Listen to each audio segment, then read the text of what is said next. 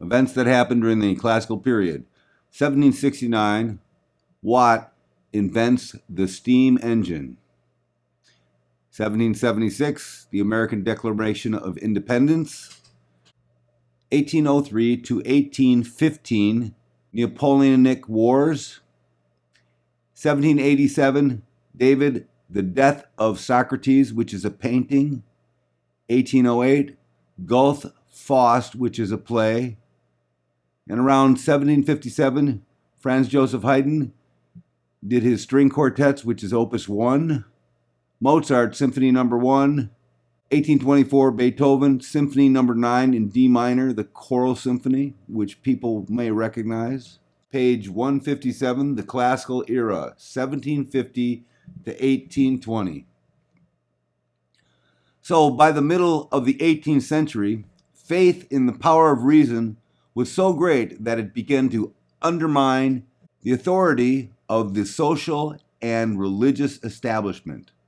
Philosophers and writers saw their time as a turning point in history and referred to it as the Age of Enlightenment. They believed in progress, holding that reason, not custom and tradition, was the best guide for human conduct. Their attacks on the privileges of the aristocracy and the clergy reflect the outlook of the middle class, which was struggling for its rights. The ideas of the Enlightenment thinkers were implemented by several rulers during the 18th century. For example, Emperor Joseph II of Austria, who reigned from 1780 to 1790, abolished serfdom, closed monasteries and convents, and eliminated the nobility's special status in criminal law. He discouraged elaborate religious ceremonies and decreed that burials be simple. Though this decree was soon revoked, modest funerals became customary in Vienna.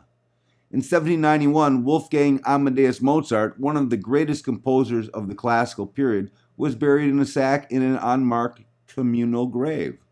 Social mobility increased to a point that Napoleon could become the Emperor of France by his own genius rather than by his birthright. Subversive new slogans like liberty, equality, and fraternity sprang from the people's lips. All established ideas were being re-examined, including the existence of God. In music history, the transition from the Baroque style to the full flowering of the classical is called the pre-classical period that extends from roughly 1730 to 1770. The shift in the musical taste parallels the similar earlier trends in the visual arts. It was developed even as Bach and Handel were creating their Baroque masterpieces.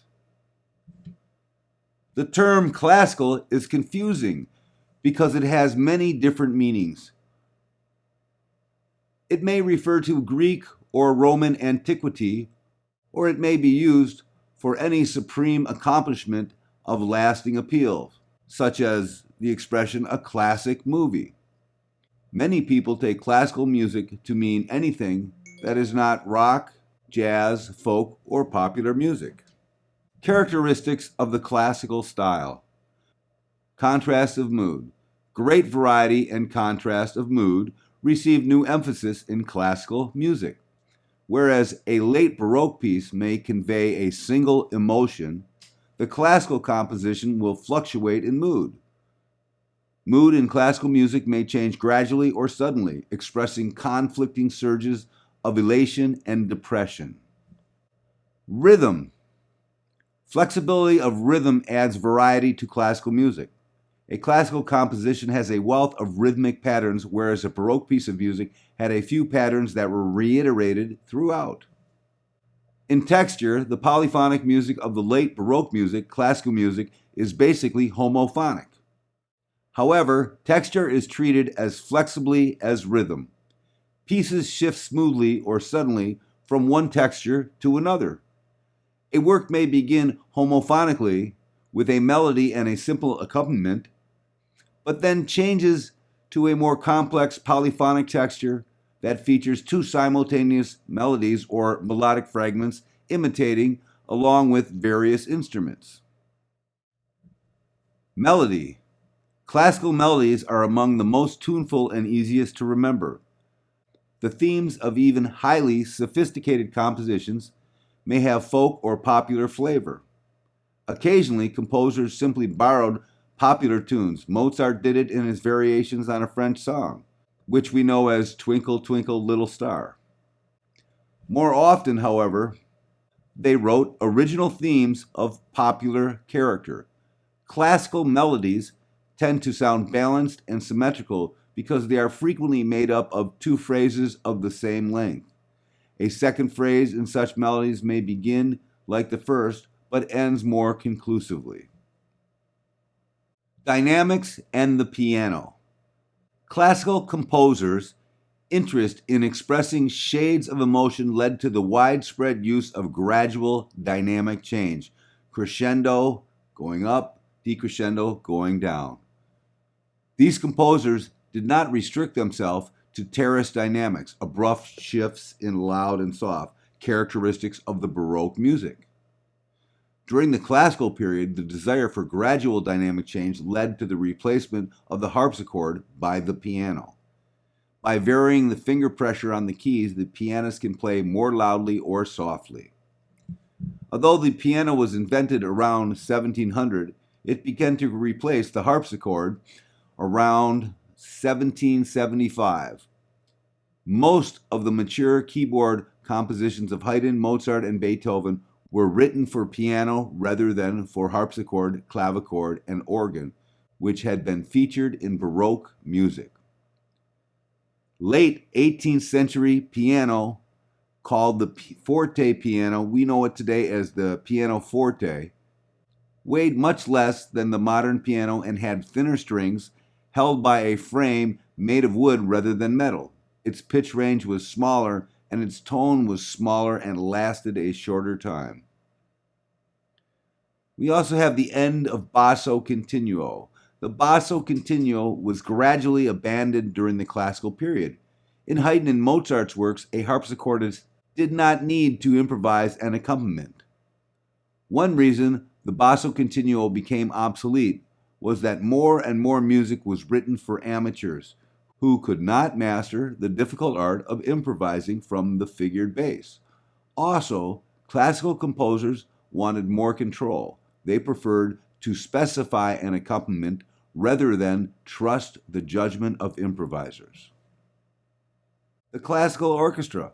A new orchestra evolved during the classical period. Unlike the Baroque orchestra, which could vary from piece to piece, it was a standard group of four sections. We have strings, woodwinds, brass, and percussion.